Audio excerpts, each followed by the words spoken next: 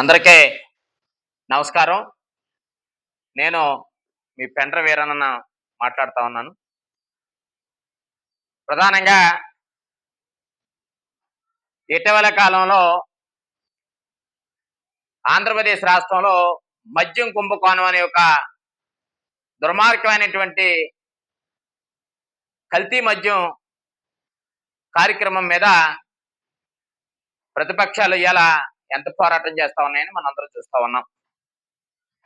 అధికార పార్టీలో ఉన్నటువంటి కూటమి ప్రభుత్వం కానీ, కూటమి నాయకులు కానీ నిమ్మక నీళ్ళెట్టినట్టు చూస్తూ ఈరోజు మాజీ మంత్రి బలహీన వర్గాల నాయకుడిగా ఉన్నటువంటి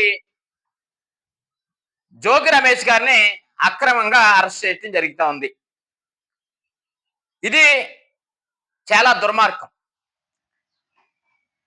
ఎందుకంటే ఆంధ్రప్రదేశ్ రాష్ట్రంలో కూటమి ప్రభుత్వం వచ్చిన తర్వాత బలహీన వర్గాల్ని అణగదొక్కాలన్న ఉద్దేశంతో, బీసీలు అణగదొక్కాలన్న ఒక బలమైనటువంటి దుర్మార్గమైనటువంటి ఆలోచన విధానంతో కూటమి ప్రభుత్వం ఎదురుకెళ్తుందని చెప్పడానికి ఏమాత్రం కూడా సందేహించవలసినటువంటి అవసరం లేదు.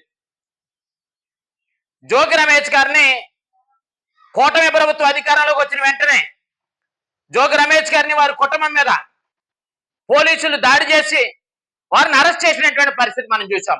కారణం ఏంటంటే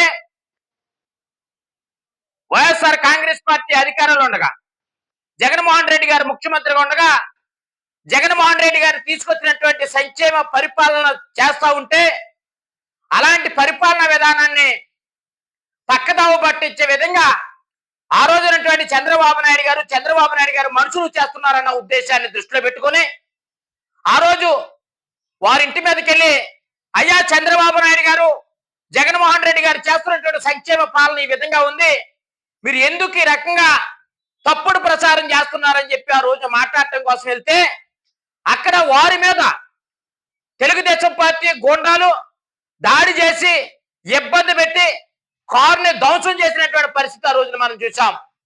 దాన్ని దృష్టిలో పెట్టుకుని ఒక బలహీన వర్గాలకు సంబంధించినటువంటి ఒక గౌడు కులానికి సంబంధించినటువంటి వ్యక్తిని ఆ రోజు చంద్రబాబు నాయుడు గారి ఇంటి మీదకి వస్తాడా అనే ఒక దుర్మార్గమైనటువంటి దురహంకారం